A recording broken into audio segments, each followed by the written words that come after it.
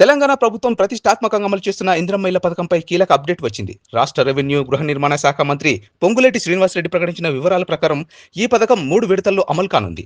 మొదటి విడతలోనే ప్రతి నియోజకవర్గానికి 3,500 ఇళ్లు కేటాయించి వాటి నిర్మాణానికి మొత్తం 22,500 కోట్లు కేటాయించారు.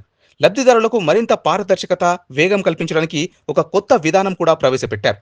ఇప్పటి వరకు పంచాయతీ కార్యదర్శులు లేదా అధికారులు మాత్రమే నిర్మాణ దశల ఫోటోలు అప్లోడ్ చేసేవారు. దానివల్ల నగదు బదిలీలు ఆలస్యం జరుగుతుందని చెప్పారు.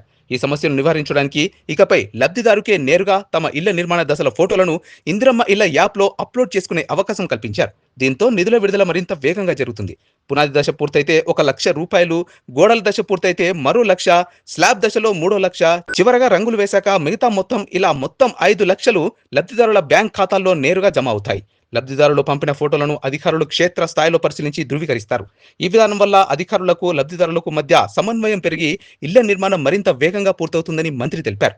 అంతేకాకుండా గత ప్రభుత్వం అసంపూర్తిగా వదిలేసిన 1,275 2 పడక గదుల ఇళ్లను కూడా ప్రస్తుత ప్రభుత్వం పూర్తి చేసి లబ్ధిదారులకు అందజేస్తోంది. గద్వాల జిల్లా కేంద్రంలో 687 మందికి 2 BHK ఇళ్ల పట్టాలు అందించారు.